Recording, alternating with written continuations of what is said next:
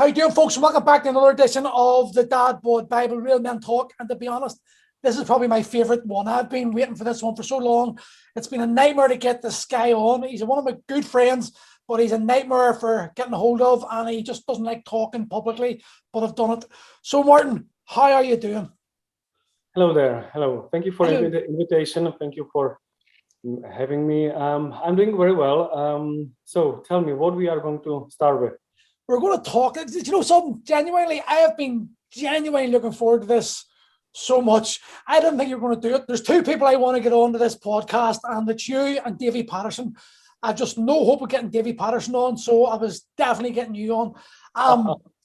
Now, I met you 6 years ago, 7 years ago. More. Much more. God, Jesus, it is that long ago. It was before my hip replacement, wasn't it? Yeah, well, and yeah, it was before, and my firstborn wasn't born, so it's wow, I would say more than a decade.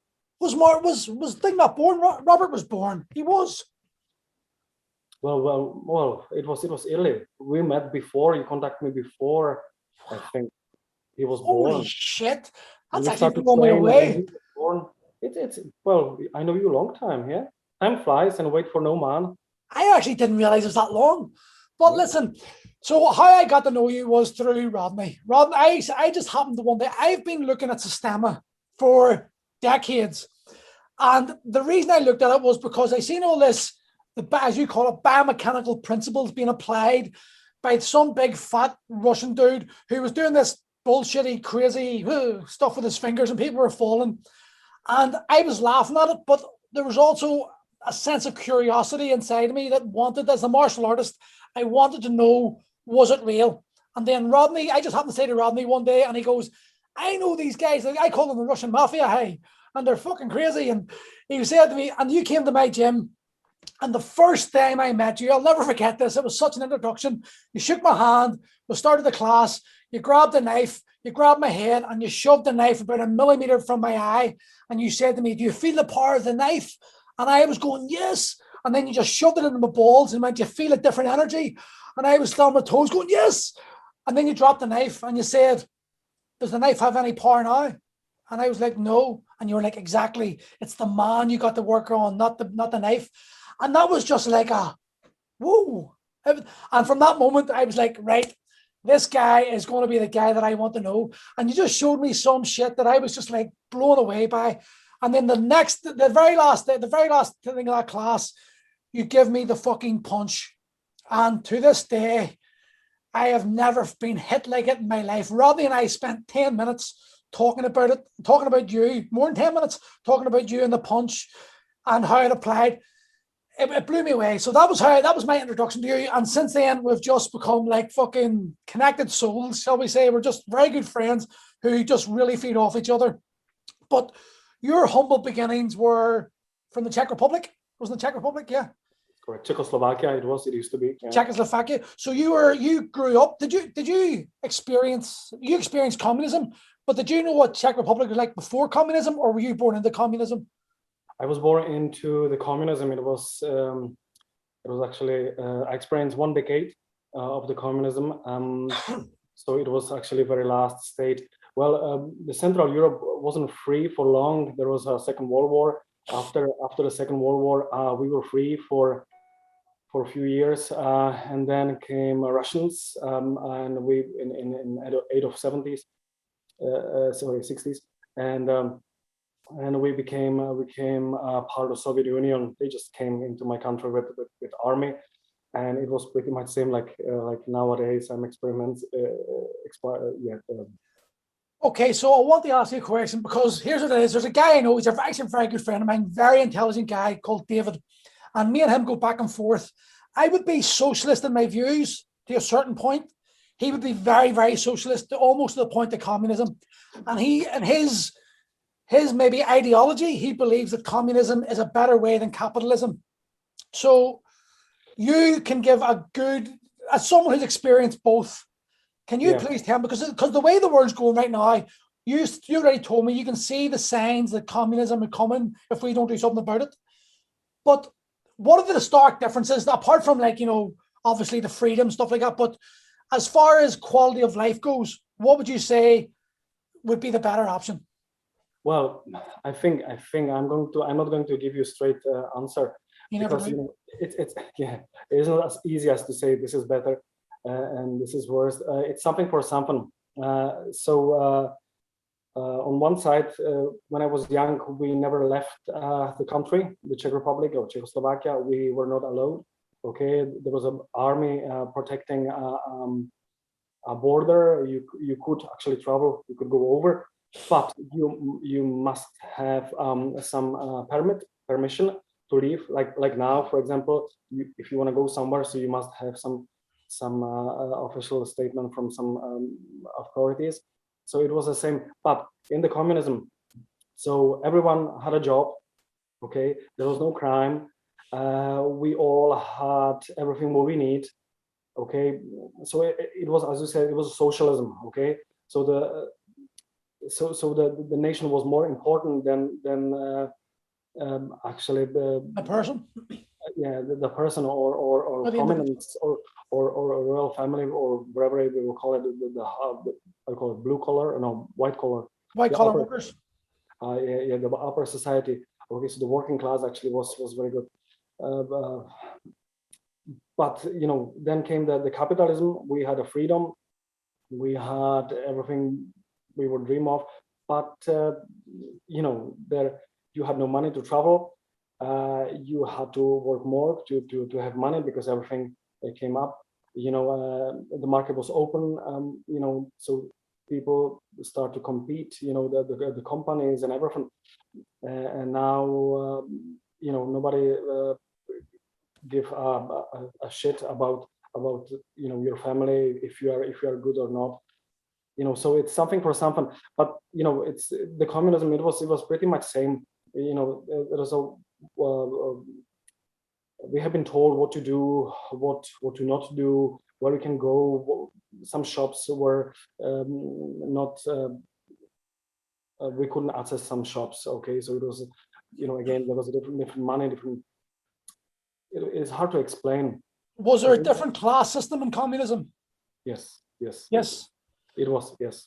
And what way would the class system work? Would it like be the majority would it be like today in capitalism? For me, David and I have disagreements, right? And we do get back and forth, but I understand where he's coming from. And he does point out that capitalism, where we're living right now, is basically like communism in the sense, you know, we're except it's an illusion of freedom. Yes. Well, I would describe it. It's a let's understand it as a circle. So the circle is a spectrum of all of the ways how to rule people and countries, governments. Okay, and the capitalism and the communism, I would say it's opposite side. Okay, but when you go around, so it's very close to each other. You know, them two ways, but it's nearly opposite spectrum. But I would say it's 160. So did you have 180? 180? No, I mean between them two. You know, I think you don't understand me. Well, whatever. You know, if you have a spectrum, so 180, so it would be on the spectrum on the left or the right. But if you go through. Right. Okay, so I get you now. Okay. So tell me this: did you enjoy your childhood under the communist rule? Well, I did. Yeah. We had what was very funny, and now as a father of 3 children, you know, and a businessman. So when I take a look into my childhood, it was pretty fun. You know, except the PE, you know, physical education, we had a ME, which was a military education as well. So as a little children, you know, imagine 6 years old, 7 years old children, and we have been told how to put gas mask on and how to carry the filters. So we shared the filter. It was like a suitcase, and we screw the hoses into it, and we were prepared for the gas attacks and nuke bombs, and because the bad Yankees were going to attack us, you know, and Americans, yes, or even we have been told later on. I remember that to have a weapon, okay, machine gun is such an honor, okay, because the other comrade, we were comrade teacher, right? So you have the privilege to carry such a machine gun, and if something happened and the nuke would be dropped, and we would see we call it mushroom. Yeah. So we fly actually on that weapon to protect it. Protect the weapon. Yes, yeah. So it was, yeah. What the fuck? If you didn't, yes. Looking back against the nuke bomb, it is ridiculous. Because we have been told. Yeah, we have been told it's going to melt, so it's too warm. So it was pretty much fun. Then the communism fell in '89 November, and so we have been told that actually comrade is too long, so now we call teacher Mrs. Okay. So what do you remember the day the communism ended in Czech Republic? No, not really. It was No. I didn't, I was young. I was 10, 11. So it was just something happened, and we mind our own business. We were children, so we didn't mix up in politics. And did your life change much? I haven't noticed, yet, because my parents, they were farmers, and we were always, a bit. We kept distance from the politicians' games and that stuff. So. Not really. Well, it changed because on the market there were cheaper products, vegetables and everything. So the farming wasn't beneficial anymore. So we actually eventually gave up, the farming and that stuff. So it ended up that we moved into the city, and small city. And so then you became like you were sort of indoctrinated into military life. Did that mean you ended up in the military? Did you join the military, or did you just do? Yes, I did. Well, it was by the law. We had to every young man when we finished, because we have got different school system. We start school when we are 6 years old, and we usually finish when we are 18 years old. Okay, so and then you can carry on for a higher degree like university, or you can go to the work. But before you start to work, you have to do the military service. It was about 1 year. My father, generations before, they had to do 2 or 3 years. And you just done 1 year then? Yes, I did 1 year. Yeah. And how did you find the military? Did you enjoy the military? I know you, so you're very military in your lifestyle, and you're very regimented. Is that from the military, or is that just your personality, and you found that the military suited you then? Well, I don't know which affected. For example, my brother, he spent in army 35 years. I didn't know you had a brother. Now 35 years. So he's older a bit. And I don't know. Well, and he doesn't act like me, but I don't know how to say. Well, I have enjoyed it. It was nice, but nothing really excited. Nothing really special. What I haven't seen before. We were, it's a doggy life. So. So what then? At what point in your life did you get involved in martial arts? And why did you get involved in martial arts? Well, I was very young. I started, I think, when I was 5 or 6, and it was again communism, and we just been kind of forced to do at least 2 activities. So communist teacher just came and give us, the kind of menu or options which we have, and there was you can play instruments, musical education. Or there was, I think it was a karate, judo, or boxing. I think there was no boxing, it was judo and karate, I think. And so one thing has to be physical for your physique, and second thing has to be something for your brain. Okay. So I joined it was something like scouts, but it was called Sparks. I was a little spark. So I had a blue shirt and a red bandana. I was a little commie child. But it was like a scout, you know. I'm benefiting from that stuff nowadays, you know. Everything what I you know, whatever about that chapter later maybe. So I have been basically, we have been forced to pick some sport in our private time. So it was a karate, and you know, it was very hard, very strict, very tough master. We haven't stick there for long. It was just big bully. Um, uh,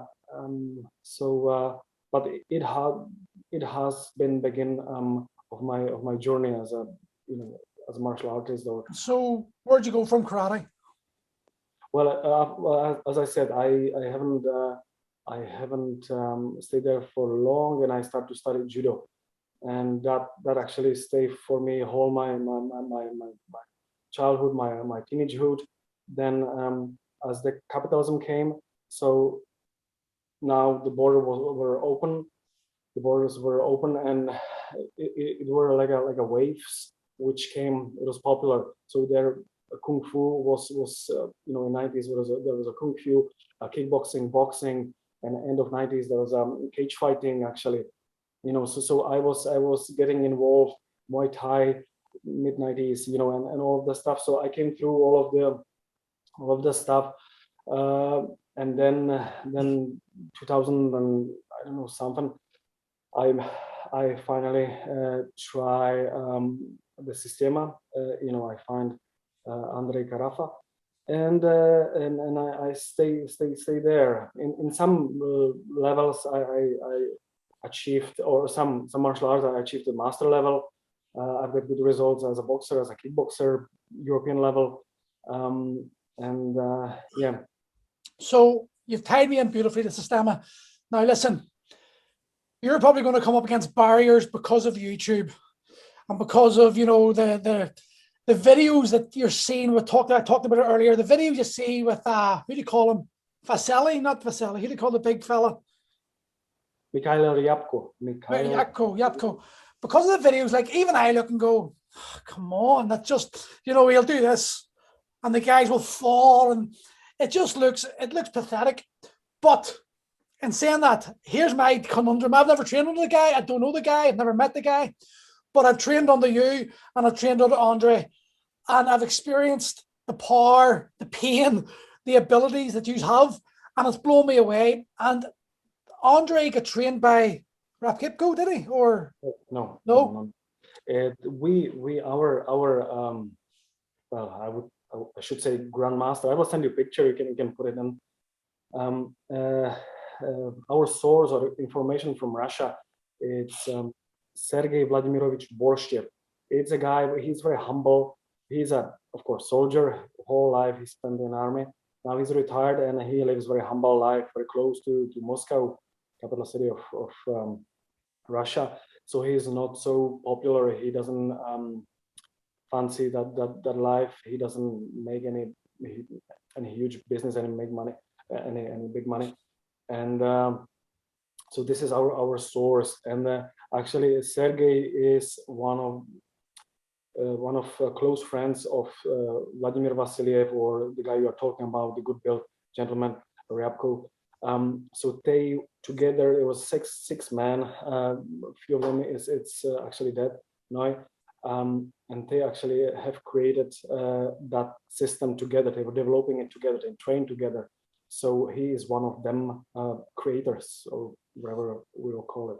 So for those who are like skeptical, shall we say, of Systema, where are the origins from? It's the Cossacks? Yes, well, Kazakhs. It's approximately 10 centuries old fighting concept. Russia is huge, it's a massive, country. So they have everything: deserts, mountains, rivers, snow, everything. So they were there, and because of the surface of that country, so they had to face different enemies. There's a variation of cultures and everything, and they have learned from each battle or each war. They have learned and try to push whole thing more forward to develop it. And the message was very simple: to train as much as possible the biggest volume of people, ordinary people, you know, farmers or handyman, whatever, you know, who it was, in the shortest time of period, okay, and be able to use them in them battles. Okay, it was some kind of like a Sparta. They have like a few levels. But you know, even if you were a part-time soldier, so you had to be able to fight, but and farming as well. So it was the same idea.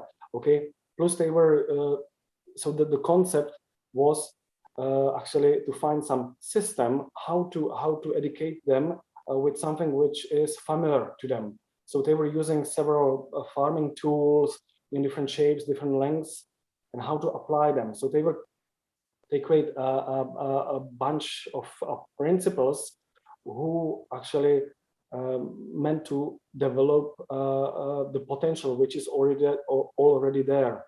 Okay, so it is not from a perspective of modern man. So it's something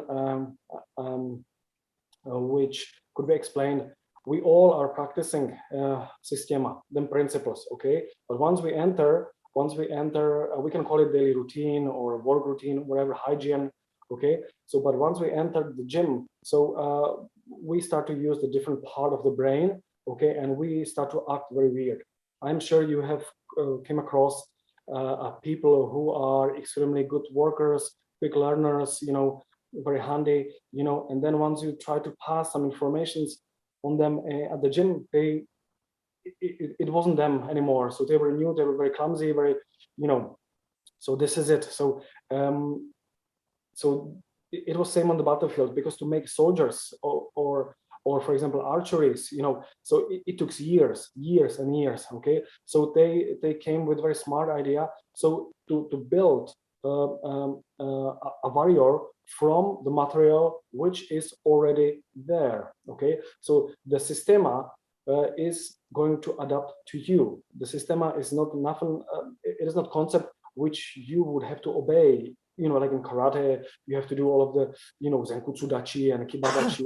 You have to, you know, and proper angle and this and that, and timing, everything is very well explained, and you have to follow the strict order, and there is very small space for improvisation or for your free will or whatever, or your own influence, right? So you have to be very strict. If you're strict, so you're good. This is different. Okay, well, we should say actually what Systema means or is. Systema nowadays, it is not what I just said. Systema is not sport discipline. Systema it's a system how to educate, system how to teach, system how to learn, how to develop things which are already in there. Okay, because every person has a potential. Okay, and myself, or I as an instructor, my job is actually to see the potential and make sure that the potential is going to grow on a good way, and the development should be balanced. We're going to talk about balance later on, but another just back to subject, another way how we could explain the system in Russian, it means Systema. Okay, which means in English the system, but it also could be translated like in Russian poznай себя, which means take a look deep inside of you, or do recognize yourself or meet yourself. Okay, so which means you should actually understand your own body and on several levels. Okay, we are talking about the physical part, we are talking about the mental part, and we are talking about the spiritual part. Okay, so so them three, let's call it pillars, are very fundamental pillars which everything is actually placed on. Okay, and nowadays unfortunately, well, I know a few old school guys like yourself and Rodney and so on and so on, so who would be happy to teach you know the other old school stuff. But unfortunately nowadays society, 21st century, when everything is like that instant, Okay, there is no time for it, and people are lazy to make time, to create time. I'm busy. That's everything. I'm busy. I would love to, but okay. So this is it. And if I may talk about this, so and now, for example, that is why, for example, fighters nowadays mostly fail when they are in the cage at the front of the crowd. There is a 5,000 people, the cameras and interviews. There is a big amount of pressure applied, okay, and they don't know how to cope with that. You know, they don't know how to deal, how to face it, and then they drop the key. When I say the key, there's a key from the door, okay, and behind the door it's the library, okay, the files with the education over here, which they have been receiving for years from their coaches, okay, because of, let's call it, bridge. The bridge is not built on the fundamental pillars, if you understand what I mean. Yeah. Okay, so now people are focusing only on the physical part, okay, which is I don't know, let's call it cardio or whatever, cardiovascular muscular system. So the body, the strength, speed, flexibility, and so on, and the technique, the education. Okay, they are mimicking, copying motions. Okay, most of, from my point of view, I'm not saying that everyone is like that. I know guys, the top dogs of the country who are very skilled, and they do understand, but I would say 70-80% nowadays warriors or fighters, they do not understand what they are doing. Okay, they don't see the relation between different things which they're applying, so they are just copying motions and looking after the body. Okay, but there is nothing about spiritual or mental training. Okay, and again, the training, if such a person should be successful, so it has to be equally the development should be equally educated. Okay, so the information, it's should be there should be a regular income of information, which is mistake, fundamental mistake, that people are training randomly.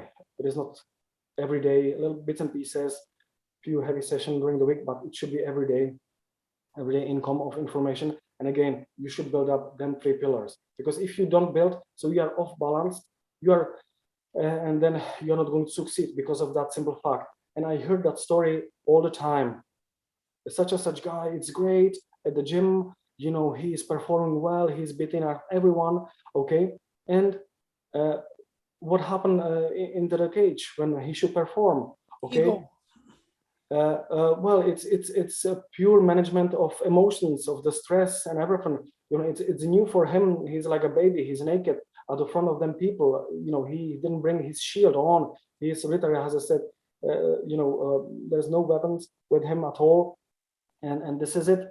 Okay, and then they failed, and they do not understand. They try to apply different things and wrong time. The timing is wrong, but it's like it's a really thick soup. It's mixed up, all of it. But I heard that story all the time, and from all of the clubs. He's a good he's great, he's doing this, and he's but when the time comes, what happens? Something is wrong. It's the head. Okay, and then even if you go more further, if them fighters have to travel to the foreign countries, so there's a foreign language, different culture, all of it, the brain has to process all of it. Okay, we don't pay attention, but on the background the programs are still running. Okay, so and then again, yeah, it's nowadays a problem of nowadays society. We don't pay attention to the fundamental stuff, smaller details, the fundamentals. It's about it is about the details. It is about the fundamental stuff. We try to build something very quickly, and it is very narrow. It's one pillar, or if we are lucky, two pillars, and that's it. And then we are very surprised when we are not successful. And why is that possible? You know, it's about it's a trend, you know, that we should love ourselves. You know, people mixed up things together, you know. You are, sorry to interrupt you, Martin, you're very principled in your opinion, in your thought process, and how you approach things. And I'll say it again, genuinely, in my opinion, you're probably in the top 3 coaches I've ever worked with in my life. Genuinely, and I'm talking about the greatest coaches in fitness, the greatest coaches in martial arts. I would say definitely the top 3 that I know. And I study coaches. That's what I'm a coach. I love coaching, and I study how other coaches coach. And I would say the last 12 years now, actually, but the last load of years, your influence on my coaching style has been one of the biggest of all. I know you don't even know this. I never told you this, but that's the truth. And there's a lot of things you say, and the way you say it and how you explain it. You've always had this thing about you can't communicate properly to me. You're out of English, as you always tell me. I'm out of English, Paul. I'm out of English. But I said to you before we came on camera that communication, the verbal word, is only 7%. Your ability, the other 93% that you do, is like, I would love to have that ability. It's just phenomenal. And even with your limited English, you have a way of explaining stuff that makes total sense. And one of the principles that I always say to people, one of the things I say, and I use it all the time, is the first thing we do in life is breathe, and the last thing we do in life is breathe. Therefore, the breath circles everything. The breath is control of everything. And Systema, that is massive, isn't it? And I've learned the importance of breathing technique simply through what we do in the Systema sessions. And I've experienced the power, like how you can do this crazy thing where you hit me and I'm flying across the room, and then I hit you as hard as I can, and you're just like, boom, and then hit me back. And you say you breathe the energy through you and you can feel the energy. I don't understand how you do it yet. I would love to get to understand it, but I've experienced it, and it's fucking real, and it hurts, and I don't care what anyone says. I know, Rodney knows, and anyone who's ever experienced your training knows it is real. But how did you get involved in the training of the breath? Where was it that you found the interest, or what was it sparked the interest in the breath for you? Well, yes, it was, how I said earlier, I have been fighter, you know, I've been boxer and kickboxer, Muay Thai fighter, wherever, and always I noticed that that the breath was on the second or third, you know, place. It was always, you know, and you have to be in this, and it have to be fast, and it have to be strong, proper technique, proper angle, and then somewhere was the breath. It was very annoying because sometimes I ran out of the breath. You know, I was very, you know, especially during the you know, fighting in the ring, you know, like competition thing. So there was a pressure, you know, and I haven't been able to use my lungs for full capacity. You know, there is another mistake. You know, fighters do a lot of running. You know, and another thing, you know, it's and they believe that they will, you know, increase the capacity of the lungs. Yeah, they will if they are runners, okay. But if you're a fighter, there's nothing. The run is just, you know, part of it. But it's about again how you are able to use your body in very certain circumstances. You know, but you could be top athlete of the world, but if you're under pressure, you are not able to use your body if you have no access. The stress effect, the stress of the situation affects the breathing. And that's the second pillar I was talking about. You know, the emotional management, okay, the stress management in general. Okay, how to deal, because it's a discipline. The way how you train your body, you should train your mind. You should train your spirit as well. Okay, it is very simple as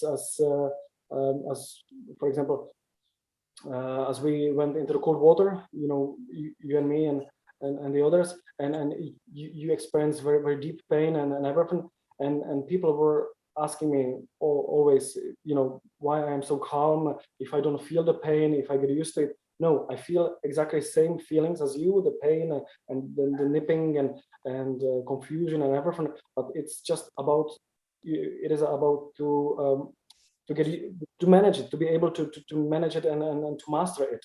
Okay, because if you wouldn't feel anything, so you're probably something is wrong, in your head office.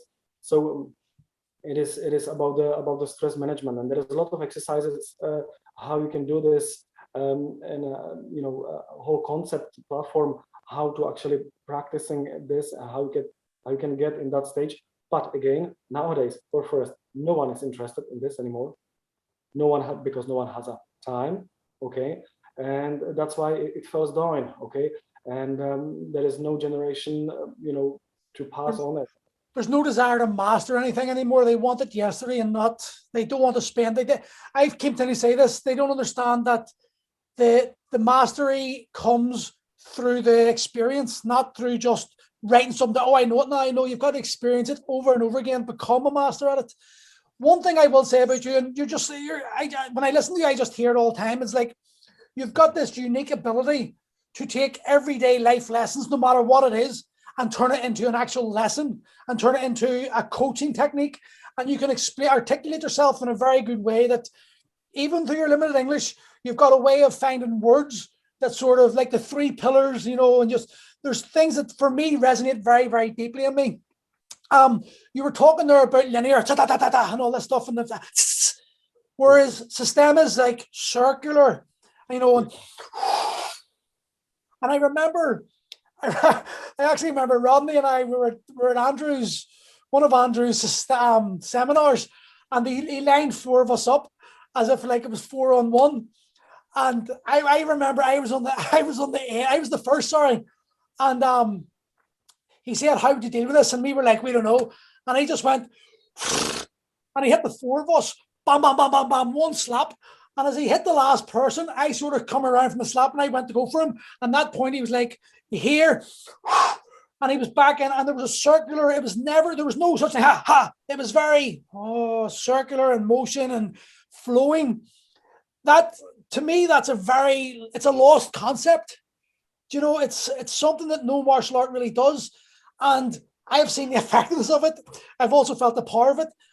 Where do you think, at what point do you think it's been lost? Because I can remember you having a conversation with me about Kung Fu, and you were saying like the masters would bring you up to a certain point, and then when you got to the secret level, they went, okay, forget about everything, and now we'll learn this. Whereas usually Systema teaches it from the beginning. It's sort of inverted, it's reversed, and it's a good way of... Yes, exactly. You're right. Yes, it's a good point. Yes, from day one, we teach that there is no secrets. I sell 99% what I have received. Okay, I pass, and so there is no secret, no hiding things. Yeah, actually, it happens even nowadays. I've got my friend, he's over Slovakia, he's high level of Wing Chun, and then he was with his master. He spent 10, 12 years. I don't know what level, and then the master actually told him, okay, now I show you how to punch. And it was exactly, and he was describing it, just the way how we are teaching and we are passing, on students. So it was very, very similar, nearly identical, principles, not technique, but principles. So, and he actually, and he didn't make it, so that was the point where their parts went on other ways. But yes. Well, then principles you have been describing, like a never-ending motion and economy of the movement and everything. It does exist. It does exist even nowadays. But as we said earlier, there is nothing. It's not attractive for the people anymore. So it goes deeper and deeper and deeper. And it does exist across the worlds, across in time. It has been thought, before, but again, some stuff actually has no place in this modern world anymore. Yeah. I remember you said to me one time, like, we are warriors born in a different time. You know, like the world has moved on, and some people don't want it to move on, and we're sort of holding on to a belief that we want to keep real. The thing about Systema is that, for me, like when you said it's a system of life, I think you understand the breath concept, and then you understand the concept that breath controls the nervous system controls muscle controls the movement, and movement dictates the fight. Do you know? Yes, but there is emotions are just somewhere in between. But sorry, but I'm talking about the actual physical side of things rather than like the mental. I'm talking about the physical. If you're breathing properly, then you can control the nervous system a lot better. And if you can control the nervous system, then you're not going to tire out as much. You have more control of your emotion.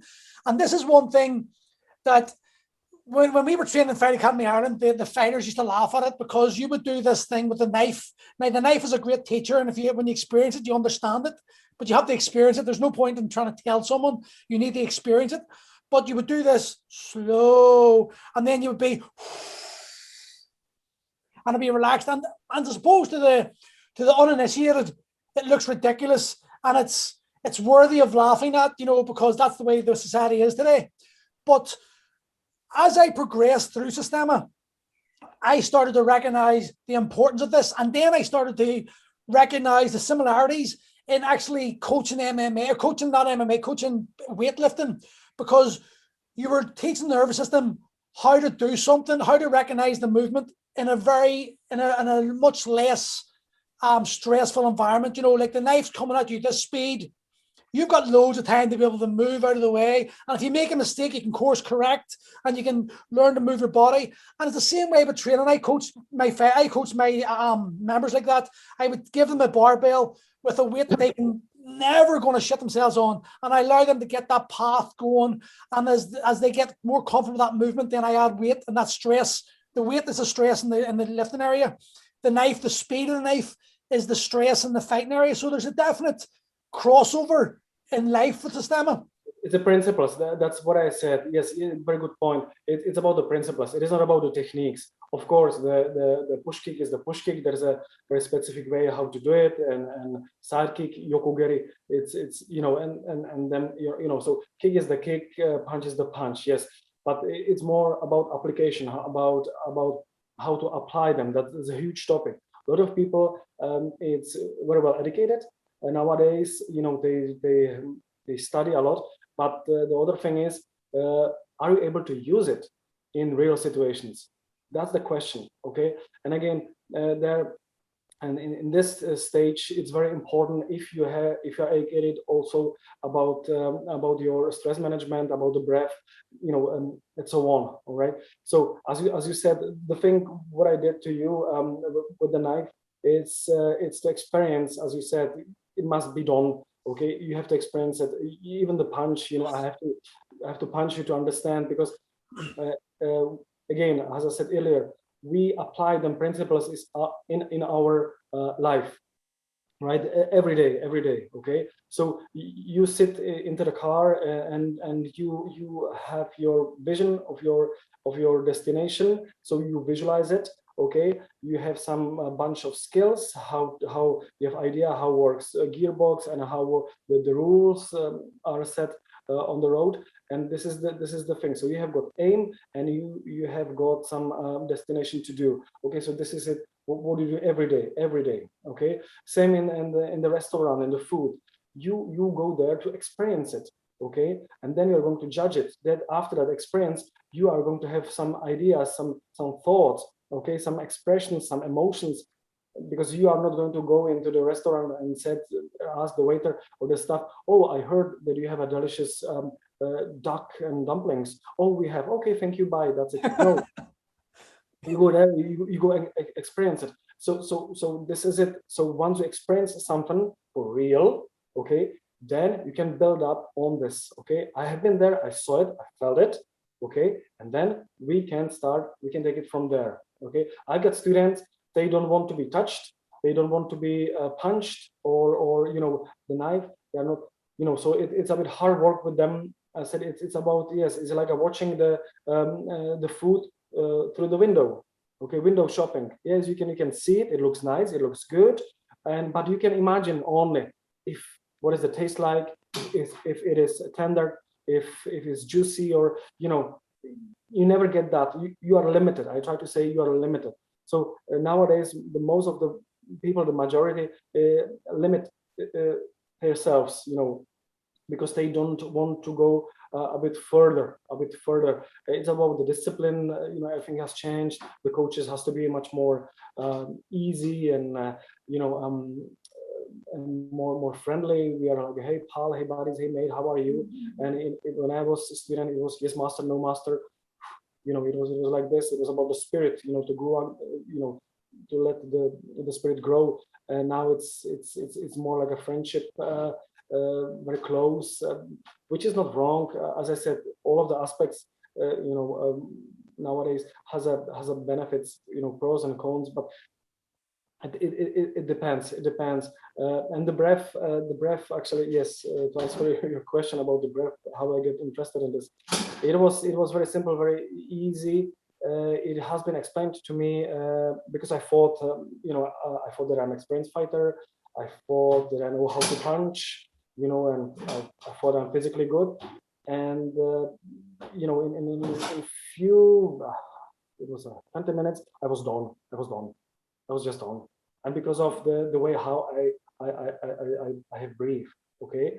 Then I have been shown, we have done after some time period, we came back to the set of them exercises again, but this time I have applied different breath, and I was surprised how economical it was. Okay, I was able to do them exercises with no bother. And I was able to carry on the session. I was fresh. And even after the session, after the training itself, I wasn't drained. I wasn't, so low. I felt great. There was it was good. So, and then the desire, started to grow, that, all right, there's a different concept. Because every time when I was doing something, so I have climbed the mountain. Climb the mountain, yep. Yeah, and I was on the top, and I said, okay, what else? Okay, just it was a straight line, so I haven't seen any other summit. But once I open the door, or the door has been open for me of the system of the knowledge, wow, it's for 3 lifetimes, and such a knowledge. It's so deep, so wide, so Yeah, I understand exactly what you're saying, because this for me, martial arts, right? I don't want, you have to be careful how you say these things, because people are so butthurt about everything today. You're never going to please everyone, No, so. that's true. Martial art, for me, MMA, without MMA, I wouldn't be talking to you today. So I am grateful for MMA, but MMA is a sport. Brazilian Jiu-Jitsu was an art. Now it's a sport, but it's still an art. But there's a very sport element of it, and it's like it's now gearing towards competition, and it's not really focused on life. Whereas I do find Systema, there's lessons to be learned in every single thing you ever do. One of the things that you taught me, and it really highlights to me the feelings of MMA, for example, is MMA is about ego. Let's not beat around the bush. For the 99, maybe George St. Pierre and a couple of others, but for the majority of fighters, it's all about the limelight, the McGregor influence. It's about, the ego and the money. And there's the spiritual side of things, the martial arts side of things, the actual respect side of things, the bettering yourself side of thing has been sort of, for a large part, dropped at the wayside. One of the things that I found that Systema done for me was it really exposed my own feelings in a way that did not hurt me. And I'll give an example. May I interrupt you? Don't Yes. forget your thoughts. And this is great, because yes, you just described your personal experience, and this is the one of the many explanations. So that means the Systema, the system means recognize yourself, or find your your reserves inside of you. So this is it. Your yes. Well, the thing is, one of the things you've done, the two exercises you've done, and I've actually done it to a few people, and actually Jim Mullen, do you remember Jim? Yes, yes. Jim was brilliant at this. Jim could step over the line every time, no matter what you hit him. He was like, he was too stupid to say no. But I love Jim. Nice guy. He's a nice guy. Jim's a brilliant guy. But one of the things you do is, like, when you say you take the punch, for anyone who's never experienced it, basically what happens is Martin has an invisible line, or a line on a mat, and if you're behind that line, you're safe. The only time Martin is going to hit you is when you purposely choose to step over that line. So you are actually having to step into, by taking that step, you're stepping in, you're about to receive pain. Now, you don't walk up and hit me in the face, but you gently tap me in the stomach. It's like, oh, and then I step back, I'm safe again. And then you ask me, are you ready? Is that okay enough? And then I have to have this. So yes, I'm receiving physical pain, but I'm also having to take the emotional battle, and I'm having to actually enhance my spirit, my self-spirit, to step over that line. And every single time it's going to get harder, and it's going to get harder. And I also know that there is going to come a point where I won't be able to step over the line again because the pain's going to be too much. And that's exposing to me my feelings, or not my feelings, my limitations. And then that's, to me, it's like, that's your marker, that's your baseline, and you're always wanting to get over that baseline. But I actually found it harder the second time to step over it, because you know what you're stepping into, you know how bad it's going to be, and it's then this internal battle. And I think that is what's missing in MMA. In MMA, if you hit me back, I can go, I'm going to hit you back. But there was no chance to me hit you back. It was you weren't being nasty to me, you weren't being an asshole. You were feeding me the information I needed to overcome my own feelings, if that makes sense. Yes. And then the other one you expanded it on, which was even more of a lesson, was, do you remember you made us blindfold ourselves, or close our eyes, and then you would say, you're just going to walk as fast as you can towards me, I'm going to be somewhere, and I'm going to punch you. And I don't know where it is you're on. There could be a 20-meter mark, and I don't know anywhere where you're going to be in that 20 meters, and I know that I have to walk, and I have to walk at speed. And what happens is, I know I'm going to get hit, and it's going to hurt, and it's going to really fucking hurt. And every step you're taking, you're anticipating something, and it's like your fear, the story you're telling yourself inside your head expands more and more and more. And every step you take, you're one close stepper, and you're getting more and more nervous. And it's that battle between staying calm, accepting that pain is life, and life is pain, and you're going to accept this, and you have to deal with it. So there was a very a physical and mental metaphor for life in these examples. Yes. And I think that's what's missing in martial arts today, because the ego is like, I'm going to hurt him back because he hurt me, whereas opposed to going, I should be able to take that and not panic and not expand and not get angry at it, and just accept it and breathe through it. Again, the breath come back in it. You learn, because if you could talk about that, the and the closing in, whereas Systema, you're like, and you open up and you breathe into it. Yes, well, yeah, very good point. Yes, as you said, it's about, or as has been said previously, so the life, it's a game we all are going to lose. Okay, there is no winners. The end is the end, and it's just about the time, how we are going to use the time we have. Okay, and the idea is that you always have to, even in your private life, personal life, you have to always accept the problem. You have to accept. So once you accept it, then you solve it. Okay. So for example, I have run out of the electricity. So yes, that's the fact. I have accepted. And what options I have? Okay. I could go there. I could go this. I can use the candles, gas, or so there's always options. So this is the same. Okay. So how I said, we use them principles when we are using a different part of brain, but once we switch on the warrior brain, so we ignore. So then two hemispheres, they do not cooperate each other, okay? Because we are loading in one place, we are loading informations about the hygiene, about the daily routine work, and then the other place, in the other file, we are loading jiu-jitsu, MMA, and I don't know what, aikido, and then it's very hard to put it together. That's why Systema is so unique, because we are putting all of the informations in one folder.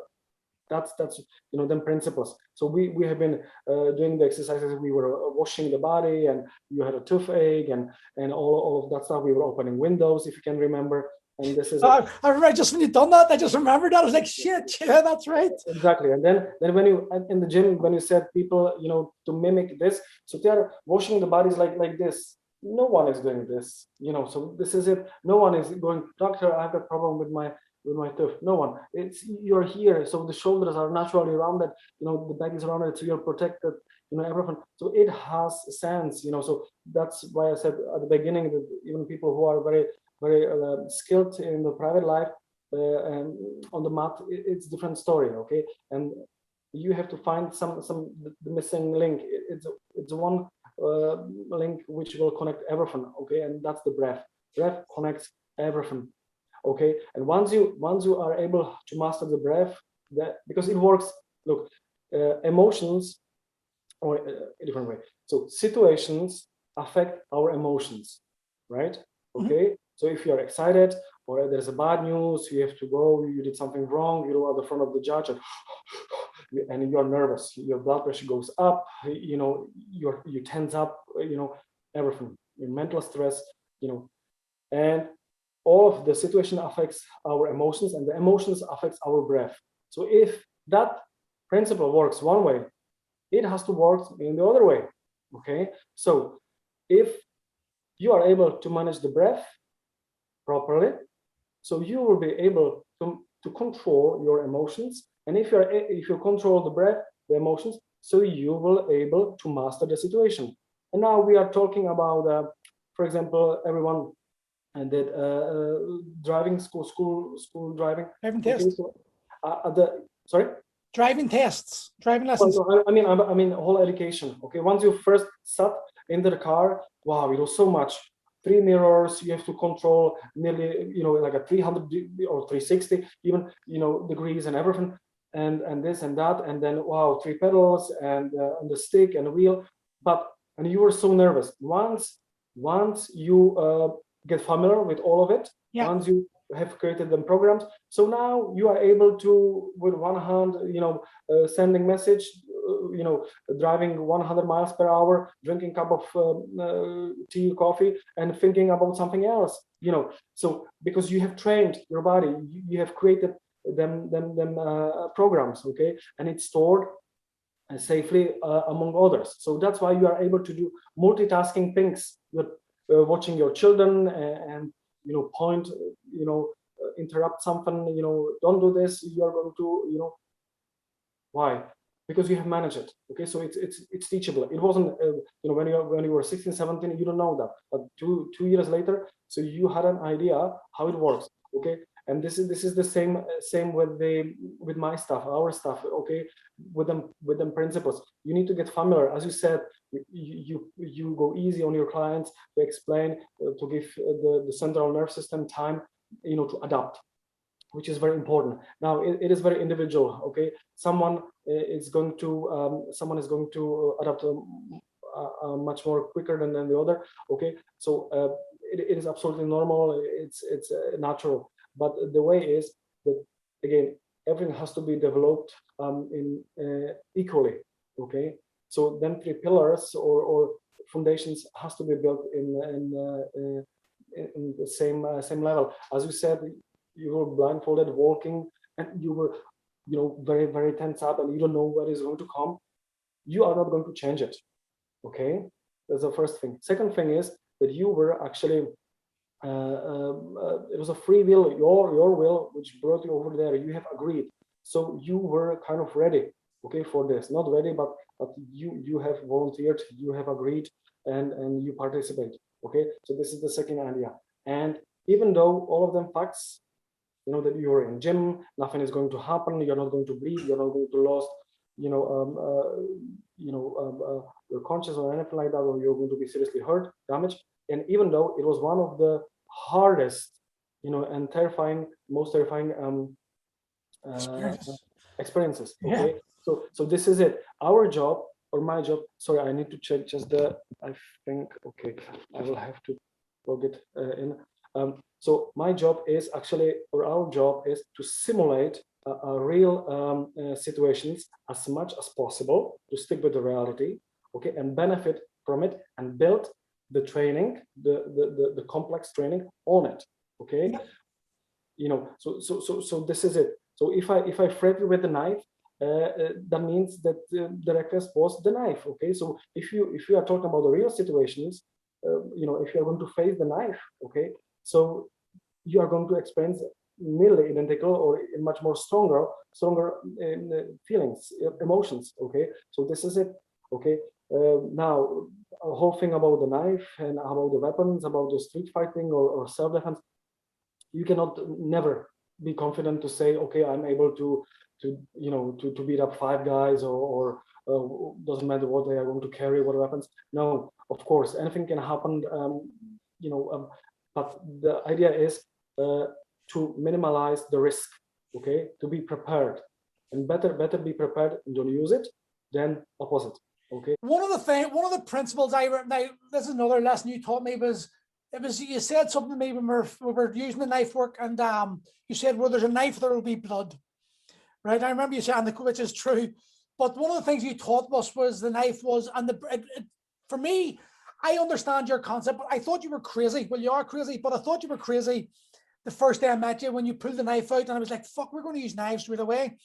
And you said to me, the knife is one of the best teachers, you know, because the energy of the knife. Stage, sorry to interrupt you. So in that stage, the knife was just the object by which I tried to explain, you know, a lot of things. It wasn't a weapon, okay. We were not talking about the weapon. It was about to bring, we call it, it's hard to translate, but we call it weapons which are alive, okay, brings real emotions, okay.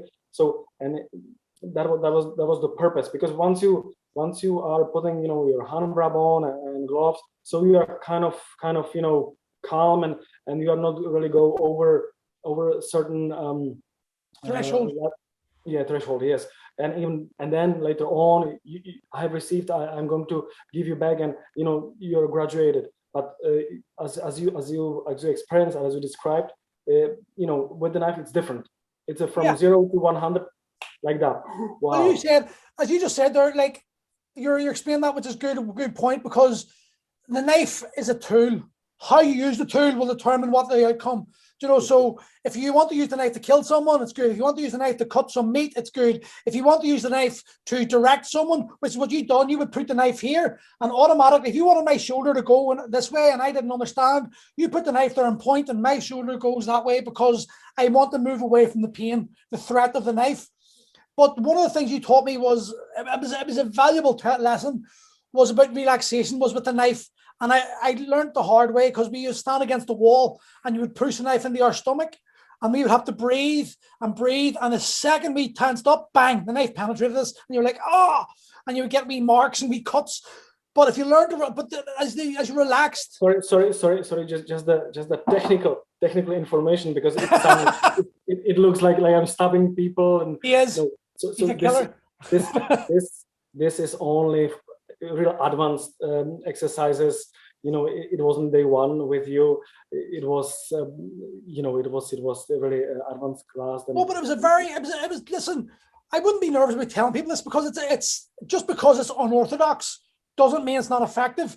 And to me, it was one of the. I learned so much. I could have got what I got out of that knife. It may have taken me 10 or 12 sessions, what I got out of one session, because the experience of it taught me more. Now, listen, is it for everyone? Probably not. There are some people who are too soft. Some people are too scared. Their life just, they're not in the right point in their life to do this. But for guys like myself, Rodney, you know, martial artists who are there to experience stuff, for me, it was one of the most amazing ways to teach me, because I learned. Because when you're teaching MMA, it's all about take the shot, brace, bang. You're like, oh, whereas Systema is the complete inversion of that. It's like, absorb the shot, and you can't absorb the shot until you know how to relax your stomach and let the knife through. And so by letting the knife into me, and if I tensed up, I got stabbed. It was like, ow. And then it was like, shit, stop. But then the next time you learn to relax, and by the end of the session, I was breathing and you were getting the knife right through. You're like, and it was so easy to relax. I found that one of the most enlightening experiences, like for understanding muscle control I've ever had. It's still something that I tell people about on a daily basis. Like, I've talked about this all the time to people, and they think I'm nuts. But the reality is, when you experience the knife, and the more and more you work with the knife, the less fear the knife had. I'm not saying you didn't respect the knife, you didn't understand the danger it could put in, but you did not. The focus was not on the knife. The focus was now on the person. I started focusing on you, and I can remember we would start flowing. I would do a private with you at the end of the session, and we would start flowing. And 10 minutes into the flow, we were just taking the knife and going the next direction. And it wasn't going fast. It was probably about 40% speed, but it was still enough. That level for me, it was just perfect to allow me to have that pressure situation, but still have this belief and self-control and self-confidence to manage the situation. And for me, that is the greatest tool you've ever taught me, was the mastery of the breath through using the knife. And through the mastery of the breath, I was able to master the emotions, not master, but control the emotions, and then control the movement. Well, yes, there is a lot of tools which we use. So it's a stick. It could be some element like a water. Okay, it could be the knife. It could be fists. Okay, even on the ground. So it's a pressure of the other body. It's like a mass grave. I was going to talk about mass grave. That's horrible. So it is a lot of tools, a lot of ways how to work with the pressure, how to exercise that discipline, or that how to benefit from it. So yes, the knife, it's one of the best teachers if we are talking about stress control or stress management, breath work, and so on, because it shows one single mistake or any tension is going to be punished immediately. And this is, you're not learning from the theory, you're learning from mistakes, right? So the other thing he taught me was, what you do with the knife, you do with the hand.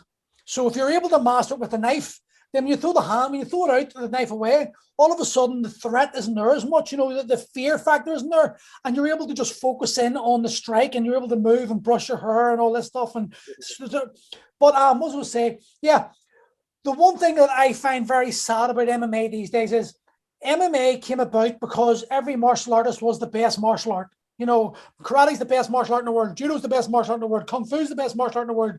MMA put that together, and it threw away the bullshit. It got rid of all the lies, exposed all the fake shit for fake shit, and then you're allowed to focus on what was real and what worked for you. Mm-hmm. Now, what I found about MMA today is MMA has become what the old martial arts is, in the sense that they're the best. MMA is the best. There's no other way to do it better than MMA. But what I find is they've become the old martial arts because they're not willing to accept that maybe, like that mass grave. Okay, the mass grave is where people don't understand mass grave. It's where you lie on the floor and a load of bodies get on top of you, and your breath is, you can barely breathe, and you have to learn to relax, because you can't have, if you're a strong guy, you can't press 15 guys off you. You have to learn to relax and feel the energy, feel the gaps, and slowly move your way. And the only way to do that is to learn how to breathe under a controlled situation in a stressful environment. So it's teaching you lessons that can be applied if someone's grappling you, for example, and the tension isn't going to be there. And there's so many lessons to be learned from Systema, but because people have decided that it's a load of bullshit, probably because they don't want to actually experience it, they don't have the patience to go for it, they like to shun it away. And I find that very sad, because MMA created me, it built my career, MMA. So I find it very disrespectful of MMA fighters to just shun every other martial art if they don't think it's good, with not realizing that with an open mind, they could become 10 times the fighter they are if they just learned certain aspects of the Systema and applied it to their own training. Yeah. What do you feel about how the MMA fighter, the MMA world reacts to like Systema and the YouTube videos and things like that? How does it affect you? Probably nothing. Probably doesn't. It does not. You're right. Well, only thing is, as you said, the Systema, it's most of the time people do not understand it. People cannot see through, because a lot of stuff happens mostly inside of the inside of the students. Okay, so usually people, as we were talking about the egos, and so I had, time to time some fighters, tough guys came along and trying it. The curiosity is bringing them on my mat, and then and want to talk to, and they usually failed because it is new for them, right? They don't understand it, and the result is simple. They don't like it because they failed. So why they would go back? They see the benefit. Okay, they see of the results, not the benefit. The results, the application is very effective. It's very simple. How do you do this? Wow! I want to master that, striking technique and this and that. I said yes, but this is the aim. This is the end of your journey. But the journey has to be done. Okay, how long is it going to take? I said, okay, I'm going to answer your question. How much you are going to sacrifice? How much time you are going to make for it? It will be 3 hours every day, 3 hours per week, 3 hours every 2 weeks. All right, okay. Oh, I think I stick with the MMA because everything starts and finished with the It's I think it's the fear of stepping outside of their comfort zone, because it's the crazy thing is people do MMA because they're probably being bullied, or they want to expand themselves, they want to test themselves, and then they become good at that, they become comfortable there, and then they get praised, they get the back slap. Well done, you're an MMA fighter, you're awesome. My mate, look at my mate, he's a fighter. So that ego gets huge, as you say. But then yes, when you actually say to them, well, okay, now the real fight begins, because people need to understand, I think MMA fighters need to understand, the fight isn't in the cage. That's the end product. That's the goal. The fight is the work beforehand, the years of effort that you have to put in, the dedication, the sacrifice, the willingness to learn, the willingness to park your own thoughts and experience other people's point of view, and understand that just like all martial arts can be shit, all martial arts can have their great points. And I don't think there's a culture in MMA anymore of the martial artist that actually, so it's actually stopped people from becoming as good a fighter as they possibly could. I think that's sad. I think that's one of the reasons why I started quitting MMA, because I remember you said that. Yes. Yeah, I went from traditional to MMA, and I went back to traditional because I missed the bowing, I missed the respect, I missed the master, I missed standing there in attention to silence and listening to what someone has to say, because it's easy to speak, but when you listen, 2 ears, 1 mouth type of thing, you're going to learn more from listening to people than you are from regurgitating what you already know. To me, that was massive, and I'm just saddened. But let's go off Systema a wee second, because the other thing I want to talk, well, let's see, before we start, do you want to talk about your medical problems? Well, go ahead. Yes. Okay, I just wanted to make sure before I've done it. So this is, I suppose it is part of Systema as well, because it's unorthodox. So you've got a doctor friend who takes photographs of your tongues and diagnoses you. And anyone in the Western world is going to go quack, absolute lunatic. But you've got tangible evidence twice now of things that Western medicine have not been able to solve, and you have healed yourself through basically getting a photograph of your tongue taken. Do you want to explain? Well, yes. Well, the whole thing is you have to believe. You have to. I choose to believe that that body it's a perfect biomachine, right?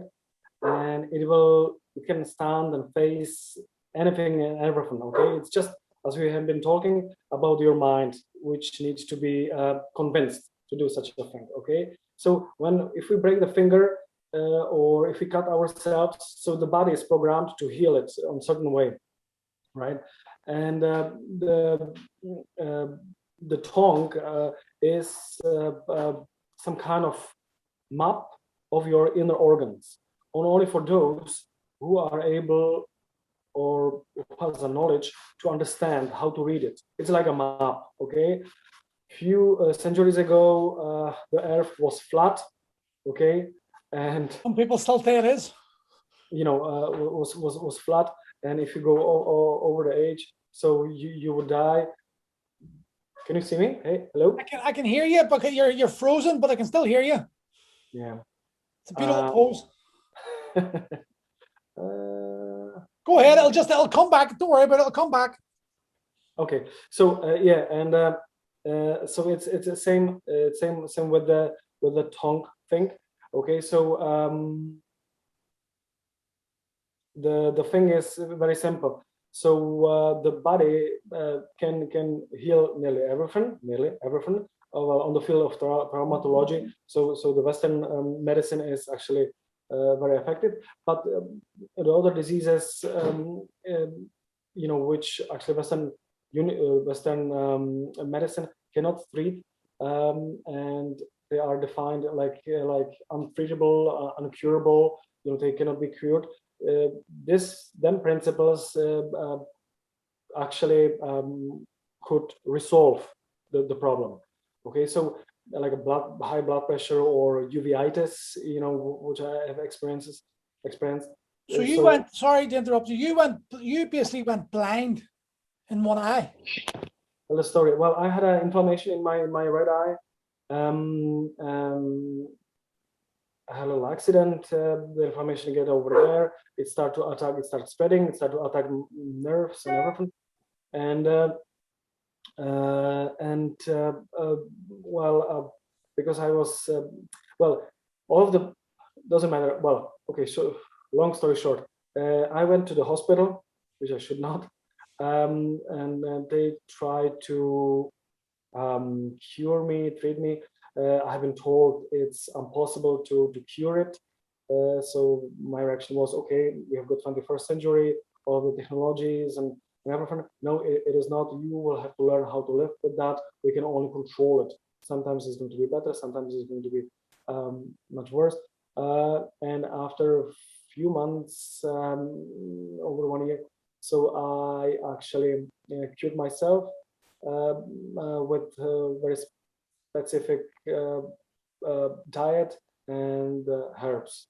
Okay. Well, can you explain the diet? This was crazy. This was funny for me because you went. I know I shouldn't be laughing at you, but like to watch you torture having to eat rabbit every day and tofu was hilarious. Yes. Well, I became actually vegan. I have been vegan. Well, if you don't talk about the rabbit, so I became basically vegan for 2 years. It was torture, but it has results. So the idea is that there is a list of recommended food. There is another list of food which is not recommended. What is unmentioned could be, you could go for that, once a week, for example. And of course, there is a very specific routine when to use and how to use the herbs. And time will do the job. Yeah, the body will heal. Do you know why I think I'm successful for you and why it wouldn't be successful for a lot of people? Well, I know, here's what I think. My opinion, give me your opinion afterwards, but I think the reason it was so successful for you was you are so disciplined in your accepting. The Systema has taught you to accept the situation and then deal with the situation. Here, like you said earlier on, situation, here's my options. You've only got sort of like one option. That your head was like, okay, I must get my eye set back. Therefore, I will not eat the foods I need. I will get up every day and do the breathing. I will do whatever. If I have to get cold showers, cold baths, I will do that. Whatever it was you had to do, you were willing to do regardless of how uncomfortable. Because you've experienced, because you've trained yourself to deal with the uncomfortable and accept it so much that I don't think it was that big a deal for you. Whereas I think today in the Western world, a lot of people would be like, oh, I can't take this. And they'd be on Facebook complaining it's so unfair. Whereas you just stay silent and just do it. And then you're living proof that it actually works. Though, like everything, like Systema, it doesn't happen in a week. It doesn't happen in a month. And it's not like, that's not how life works. Life is just life. Deal with it. Yes. That's my opinion. Am I right or wrong? No, you're right. I agree with you. It is not easy. It wasn't easy. As you said, I felt uncomfortable, unpleasant. You have to really go deep into yourself. And as we have mentioned that before, it is not about you're not fighting really the other people. Okay, you are fighting the biggest enemy. It's yourself. You have to concrete, the other self, your opponent inside. Okay, so again, the Systema, you have to understand how it works inside, and you have to create setup. You have to make a decision if you're going to believe it and why. And it's about the willpower as well. But all of them, the willpower and the patience, it could be built up, it could be trained. There is a lot of exercises again, but as I said earlier, that there is no interest in this. What we are talking, I should say, we are talking about the principles of healing, which are, let's say, all thousands and thousands of years. Okay, it is nothing new. All of we have discovered, nowadays, it's just the stuff which has been forget by humankind. Okay, like a Kalinastic, was a big boom. Wow, Kalinastic. Even 300 years before Jesus, there is a signs of Kalinastic about people are training calisthenics, talking about the bodyweight training. Kalinastic, yeah, the body training, yes. Calisthenics. Sorry, calisthenics. Yes, see, I knew what you meant. I'm here to keep you right. Limited English. There we go. Yes, sorry. So yes. So that set of exercises or that concept, did exist, a long time ago. As we're talking here, and you'll probably notice as we're going through, our conversation is very like the message of Systema. It's circular. We're going back around, like everything's a circle. It's nothing's new. Yes. It's just being rediscovered or refounded or rehashed a wee bit, but it's always been there, and that's what Systema's principle Systema is. Like, it's the circular. It's never ending. Never ending motion. Never ending. Never ending motion. Yeah, it is not, because if you're talking about the standard fighting, like boxing, okay, so it's a segment of the line, okay. So if you throw the jab, so it's a point A, point B, you have got some acceleration, and when you have done 70% of that trajectory, you have to cut it off and bring it back, so you have two whip motions, like okay, and then because it's segment of the line, so it starts, it ends, and you have to go back reverse. So it's the same. It's the same with everything else. Okay, with the breath which you applied as well, this. So you are trying to building up something which is very fragile, very small, and all of the fight it's actually built up from small, as you said, punches or fragments. All right, because you are this is blah, blah, blah, blah, blah, blah, blah, blah. But instead of this Russian concept is actually whole situation. It's one thing, it's one breath. You have to accept it, so you don't have to crush it, and divide it to small pieces. Everything is flow. You do understand, like a water in the river. There is a big stone, and the river is not pushing the stone like this. No. It goes everywhere. You see, and so that's the idea how it works. So the origin of the martial arts is in nature, animals, fauna, flora, so you just brought back a memory. Do you remember the time I went up to Rodney's to train you, and it was locked, and you went, "Can we go to a park?" And we had, we were putting out these fucking knives, and we were in the middle of a park, and there's these old people walking past, and we'd be like, "Stop, hide the knife." And then we were doing like jumping over each other and landing on concrete, doing rolls and all this crazy shit. And these old people from Ballymena were walking past going, "What the fuck is going on?" It's just the way you said that. Long time ago, yeah. Mm-hmm. I just brought back that memory. So it just made me laugh there. Sorry, I was just a reminiscent my part. But listen, so everything now, when I first met you, you were confident in your Systema, right? But I could see a potential in you that I just knew that you've got this thing that, Jesus, I wish I had it. If I had your abilities with my mind, fuck, I'd be living a life. But I remember saying to you, life very well, no worries. No, but listen, if I had your knowledge and I had your abilities and I had your thoughts, Jesus Christ, I'd be loaded. I'd be successful as hell. But I remember telling you kids with a secret. I said, listen, you need to get this in the kids because you've got this military discipline. You've got this very calm aura. I'll say it's an aura. It's not a way. It's an aura. You give out this very calming aura of, I would call it alpha male, like a proper alpha male. You know what you're capable of doing. You don't need to tell everyone what you're capable of doing, and you don't need to show it off. You've got that inner confidence that resonates from you. And I knew you'd be very good with kids. So eventually you took the jump and you started Little Spartans. Now, to me, this is the most untapped nugget of gold every parent in the world.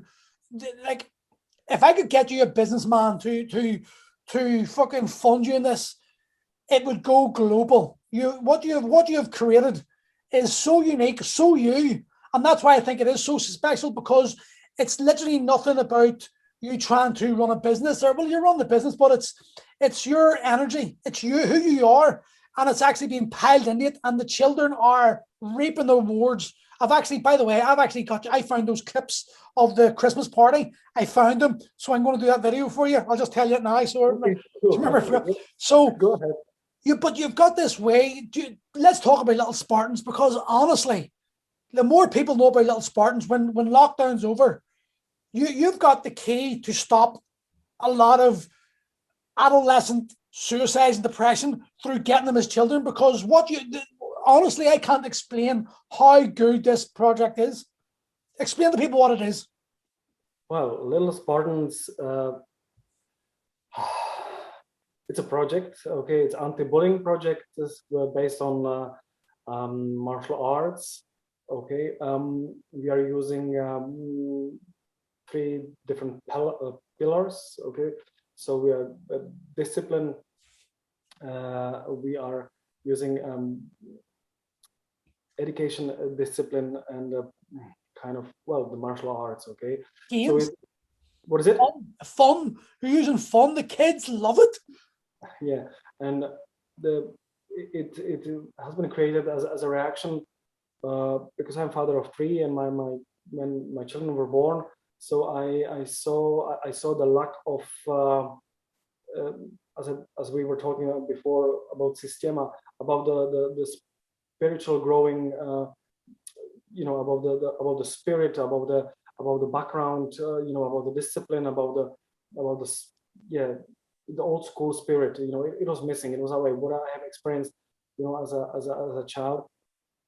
And actually, I never came across something around here, right? So I have decided to start training the kids or the way how I used to be trained, the way how my childhood was going on. So I started. Okay, so the goal is actually to develop each children potential again equally. Okay, do not feed the bully, which could be there hiding somewhere in the corner, and then once the child realize, okay, I'm strong, I'm flexible, so I could be better. But it's also complex development of the personality as well. Okay, because some children are hidden in the shell, and it's very important for them to grow in proper way, if you do understand what I mean. Okay, so it's basically I'm trying to grow them into the good people. Okay, people who You're not trying, Martin. Honestly, you're doing. Who are not be ashamed of their actions. Okay, be kind and help each other as it used to be. I was very disappointed. Just I'm going to talk about something else. A few sentences. I was disappointed how when was the first, before the first lockdown, about the corona thing, how people were selfish, buying stuff, the toilet paper, the very first thing, instead of helping each other. So they were stealing, stuff from the, each other's trolleys and fighting for this, and I call it hamstering. Like a hamster has a, hamstering, the stuff at home. And I remember I came into the shop to buy simple soap, and there was nothing. So I was desperately driving, everywhere, and then I finally found some soap, and the staff told me it is not. It is just the ordinary soap. It is not antibacterial. I said that's okay. We just want to wash our hands, because we were running out of the soap. Actually, the backup. So I bought. There was a 3, so I took 2. And that's it. Because if you're talking about the virus, so antibacterial things or some mask, so some dust mask is not going to do any action, because if you are really talking about the virus, so it has to be gas mask with the filter, which is designed. But whatever. I never see soldiers wearing some masks. Piece of cloth or whatever. But it's different subject. Well, back to the Spartans. So it was the reaction how the nowadays society is actually leading the path for next generation. Okay, kids are the magic screens, right? The phones, tablets, the entertainment. Everything is digital platforms. Yes, well, I've met friends recently, and they have a young family, and the lady said, well, it is not wrong. They are spending some time together online. They talk. Yes, it's a good idea if you take it from this way. She has very young children. They don't use the magic screens, as I call it. But the effect, the way how it affects the children, it's a massive. Okay, there's a few studies which in German universities which proved that actually it stops developing IQ in the children's case. Okay, if you start to playing, I don't know what is the ratio, how the data looks like exactly, but the children IQ should be growing very, very rapidly. And if they start to play, let's say 8 hours a day, so it is not, it doesn't go down, but it stops, it's flat. Okay, so and this is it. I'm sure that every parent came across this phenomenon that the child is not able to do simple tasks. Go there, pick this, place it over there, then come back to me, and no, they are not able to do such a thing anymore, because the way of thinking is very flat. It is not developed. It's like a tunnel vision. I'm afraid it's that end, because once that generation is going to be in charge, so and that generation is going to lead the country. For me, what the problem with today's society is the children are not exposed to challenges on a daily basis. That's what life is, a challenge. And as parents, I think we're justifying our bad habits. Oh, you're on the phone. Well, you're on the phone all the time. So what? Well, that means it's okay for him to be on the phone, but it's not great that parents are on the phone either. But for a lot of parents, the phone is their computer right now, and they're doing business work on it. But the children are seeing it, and we are the biggest influence. I understand that. But children need stimulation, and they need challenges, and they need to be faced with obstacles they have to overcome. And the earlier they can do that, the easier it becomes. It's like a habit. The more exposure they get to challenges, the more likely they are to be able to find a way of overcoming it themselves. And one of the things I remember was, little Spartans, was you done the rope climb. For young kids, rope climb. I was blown away by the number of kids who would just go boom, boom, boom, boom, boom, boom, climb a rope, which is sad actually, because when you think about it, it's climbing a rope. Kids in the 50s, 60s, 70s, 80s, they climbed all the time. It's like a forgotten art, and you're bringing back just old school natural movement, like the games you play, the whistle, when you blow the whistle to stand the attention, but the kids think it's a game. And like the way they line up, and they've got different colored t-shirts, and they're like a belt. They're aiming for that t-shirt, and they always want they're looking up to peers who have achieved it. And they're now looking at their friend, and they had to communicate with each other and cooperate with each other to achieve tasks. So they learned that they couldn't do it by themselves. They needed the skill of the group. They needed the pack to help them achieve these things. You've brought back so many things in this amazing package that I just think I genuinely think it's going to go global. Whenever lockdown happens, mate, I think you're on to a winner for it's going to really change so many lives. And the response from the parents is just, it's insane. The parents love it. Yeah, well, the idea, as you said, the idea is again to prep. I go maybe too deep, but I would like to. No, you don't. No, you don't. You might go too deep for what modern society accepts or thinks is normal, but you go as deep as needed to be human. And I think you tap into the human side of things, which is I think it's forgotten art. The idea is again, as you said very correctly.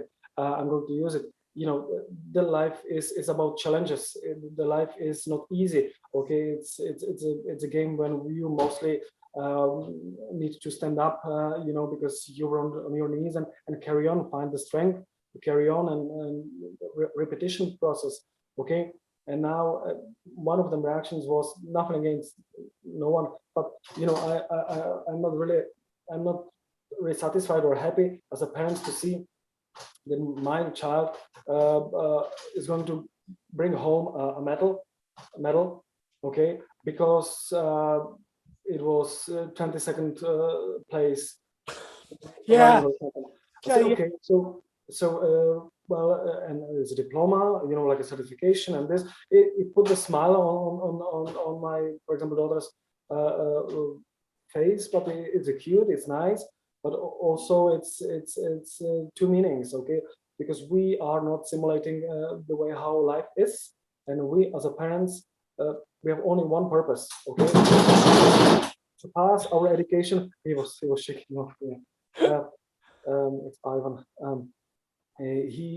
Our purpose as a parents is only one, okay, so to prepare our children for life, right, to make them as much independent as possible, educate them, prep them, and then once they are on the boat, you're free, do whatever you want. But as you do, as I do, we still go to see our parents to ask, even when we are mature, we have family, we still ask for advices, how we would solve this, somebody who has more experiences.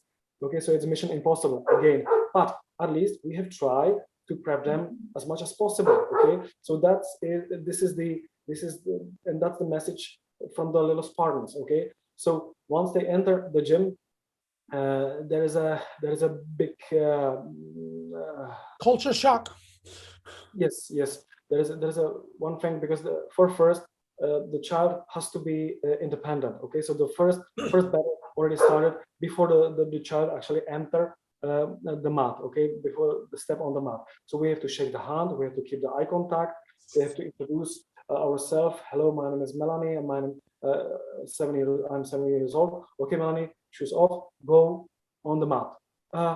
And then parents, you know, unfortunately, yeah, the children, again, I don't want to make it look for her, you know, bad, but yeah, the children are spoiled. It's not, but they are spoiled. Listen, there's nothing wrong with speaking your mind. Children today are spoiled. And it's not the kids' fault, it's the parents' fault. Parents wrap their children up in cotton wool. My little Johnny can't do this. We're all guilty. Well, I'm guilty of it. Everyone's guilty of it. And we'll all blame other things because we don't want to look at our own feelings. You know, the kids are a reflection of the parents. That's the reality. Yes, that's correct. That's true. I agree with you. So, listen, see if a parent takes nickel with that, then the parent needs to look himself in the mirror and realize that he's an adult and he's responsible for that child's upbringing. Fuck them. I do not care. I know myself, my own feelings with my children. You know, I'm either too strict or too soft. I need to find that balance. But at least I admit that to myself, and I know that my children's behaviors are a direct reflection of their influences, and I'm one of their major influences. So fuck it, say it how it is. Yeah. So the children are, some of them, not all of them, but some of them, most are spoiled. So the first battle is actually to actually create some environment when the child is independent. Okay, so that means that the parent has to leave the gym and leave the child for 45 minutes. Okay, so now it's again it's a big battle for the child because it's new environment, new faces. Yeah, again, we're talking about the Systema for the kids. Them principles are what I do with the adults, and most of the parents who were watching me, reading my articles, became my students as well. Yeah. They started with the children, and wow, it's interesting the way how you teach. Do you have something? I said for the adults. I said, yeah, sure. And there we go. And we became friends mostly, and we help each other. It's a nice community, of the Systema people. So the first battle for a child started to be independent for 45 minutes, then to receive the informations, and that's the way how I built the discipline. Okay, so they have to receive very simple orders. Yeah, the other dog, there are two dogs. The one is outside and he wants to go outside, but if I let him out, so they will destroy the garden. So no. So he's demanding, let me out. I want to see. Yeah, and the second one is actually let Ivan out. Let him out. So this is that's the very beginning, the very first moment when the children have to make a decision if they're going to jump into the river in the both legs or going to take it easy.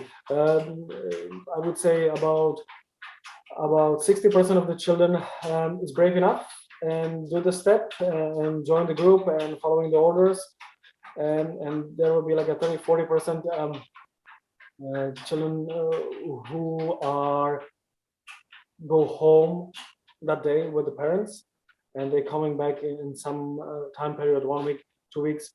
And I know girls who were actually terrifying, to stay at the gym with 50 kids and with some foreigner screaming, ugly-looking coach, who's using whistle and screaming, and they became like a top dogs and teaching the others, because we don't. The first thing we call the uniform. Okay, so it's a t-shirt, it's a shorts, pair of shorts, and the kids have to earn it. Okay, it is not. Parents were offering many times money. I said no. So they have to earn it. They have to show. The children have to show some dedication. Some patience, some willpower. And once I see all of it, so there is a announcement of the test, white uniform test. So then we give them it's for volunteers, so you don't have to participate if you don't want to. But I'm offering the children, they can earn the white uniform and be in the front line, because the front line is for uniform children when we do lineup, and the second line it's for non-uniform children. So as you said, there is a kind of hierarchy. Okay, they have to look. That's life, and I think that's what's wrong with society today. We're denying that life is a hierarchy, but even though we've got people in control telling us that we can't live our lives, that's a hierarchy. But yet we want to teach our children that we're all inclusive. It's not inclusive. We should be an inclusive society, but we aren't. And until we are, we need to accept reality of the world. And the reality of the world is those who are weak will get eaten, and those who are strong won't. And if you're teaching your kids to be strong from the beginning, from the youngest age possible, well, then you're giving them the greatest gift you could ever give as a parent. And I think one thing I do notice is when you told the parents to go, the kids were terrified, but I think that was indicative of the parents actually being scared to leave their children. They were reflecting their fears onto their children, and the children who are like energy suckers, they can absorb your energy so quickly. They sense 80%, that. Yeah, 80% of child's character it's environment. Yeah, 80%. Yeah, and I think that's your percent. It's like a gift. For me, I step back and I see it for different. I remember brought Sive up. I done that video for you, and I done brought Sive. Sive was only 3, I think, or 4. And she was terrified to look you in the eye. And she's still shy. She's coming out of her shell. But I can't wait for little Spartan to come up, because I know little Spartans is going to be the catalyst for her to develop into the child she is potentially could become. And I know that it's going to be painful for me as a parent to not be that crutch for her. And I have to sort of be cruel to be kind and sort of step back and let her find her own feet, because after all, I'm her guide. I am not living her life. And I think that's where parents struggle. We want to live our lives for our children, to protect them as much as possible, not realizing that that's not our job. We're actually doing our children a disservice doing that. Yeah. We've got to manage their exposure to things, but we've got to let them be exposed. Yes, exactly. The same as with the adults, we were talking about the Systema. So it's the same thing. The children have to learn from experience. Through the experience, they learn. Okay. So another level is it's summer camp, right? When I take the children, and then actually it's again not for everyone. It's only for them who pass the test. Before we talk about summer camp, because I want to actually focus in on this, can I point out one other thing about it? Because I want people to understand this. This is not like a traditional martial art class where they come in and do techniques. What you've done, again, you've exposed your innate ability to, you're a natural coach. And I don't even think you realize you're doing it. Maybe you do, maybe you don't, I don't know. But everything you do in that little Spartans is fun. They've got two levels. You've got like the kids level, and then you've got the martial art level, which you have to get a green t-shirt or something for. I can't remember. Advanced class, yes. The advanced class, yes. Which the kids automatically. I always remember doing karate and wanting to be in the big line. You know, it was like that drive to be in the big line, and that's sort of like what the kids want. They want to be in the advanced class, but until they get there, everything is games. It's discipline. It's obedience. It's standing the attention, but it's all done in an environment, in a way that's fun, and the kids look forward to it. Not once did I see a kid crying. I think every child was smiling, laughing, joking. And the biggest compliment I can give you is when Saib was there, automatically a bigger child came over to her without being told and guided her. And I was like, whoa, you've built this into the children. No, you haven't built it in. You've brought out the natural human in the children to want to help. You've highlighted that that's a good part, and that's what makes a good human being. And the kids buy into it and they want to do it. And I just thought that was, as a coach, I was like, that was special to me. You know, watching another child coming over and kneeling down to Saib and come on, I'll help you. Even though Saib was so much younger than her, Saib didn't have any coordination. That child had so much patience and understanding to help Saib. I was blown away by it. And to me, that was a credit to your coaching methods. Sorry, I just wanted to get that bit in because I think it was very important. Well, no. Thank you for a compliment. For a second, you're right. As I said, my aim, my goal is that actually to not just educate them on the field of the martial arts, of the self-defense, but also make them think. Okay, to develop the way how they think. That they should analyze the situations, that not always the strike, the hard fist is the solution. How to actually absorb the situation, how to understand things. So we do the breakdown, and I try to talk around. We talk about the manners, about the discipline, not just inside of the gym, but also outside of the gym. We talk about the food, about the nutrition habits. If you want to improve your game, if you want to improve, the climbing, they climb the rope. If you want to, because they got struggled, it is a second level, right? So the yellow uniform, so it was a big problem. So yes, instead of Coke, drink more water. Instead of this, eat that. So, and then, it's a children. So it's, we're talking about weeks, and they strong up as they're sponges. So the summer camp, I've actually got that podcast, and I never released that podcast, and I'm going to release it one day. But the reason I didn't release it was because we were meant to go up and video the little Spartans, but we never got to because of COVID and all this bullshit. But we will get that done, and when it's done, I will release that podcast because it's special. But the summer camp, again, you've taken your innate ability to be unique and develop something that the children just like instinctively love. I think as parents, and as the society we're living, we think it's games, we think it's Xbox, we think it's PlayStation, iPads, but no child wants to do that if a child's exposed to camping, if a child's exposed to like the games and the camaraderie. And explain about summer camp, because it is such a good idea. The stealing the flags, the lot, everything you do is amazing. So the summer camp, what is it about? It's about us spending 5 days in the nature, under tents, sleeping in sleeping bags, sharing the duties, and it's, let's say, like a very final bit of training season. I train with the kids only 10 months, and this is the final month, the July, okay, and then or June, and in July we have got the summer camp, and then we have got 7 weeks off, because it's very important to have a break. Children must be must get bored and looking after it. Okay, they must realize that it is not everyday bread. Okay, so so it's a good thing, to get to press the brake and stop for a moment, to appreciate things. And again, it's my childhood. As I said, I used to be Spark pioneer scout thing. So we were doing a lot of activities which I do with adults. I run the survival courses, 3 levels, and the bushcrafting stuff. And I do that stuff through the fun with the children. So we do canoeing, we do upseiling, climbing. There is orienteering. There is an archery course.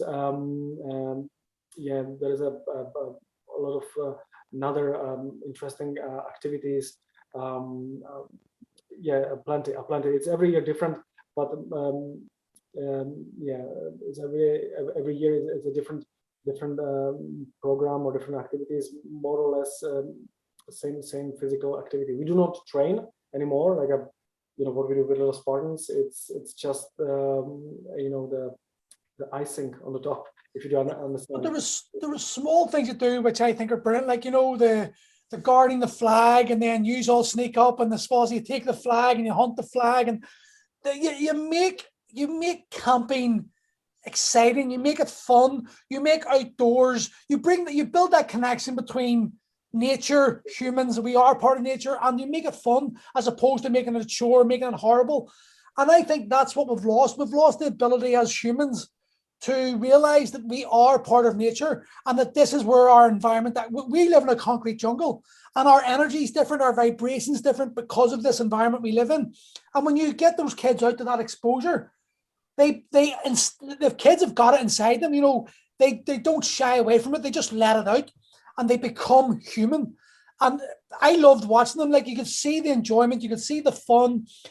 I got this wee buzz inside myself going, God, if I was an 8-year-old child, this would be heaven. It's whatever you do, Martin, you do it you do it your own way, but it is, for me, it's the correct way. If more humans had your principles and your ideas, this world would not be the world it is. And I genuinely believe that. I've always said that about you. You're a special human being. But yeah, Martin, do you know something? We've been talking for 2 hours there. I think that'll do us. That was a really good talk, mate. I appreciate it. And by the way, before we go, how do people get in contact with you?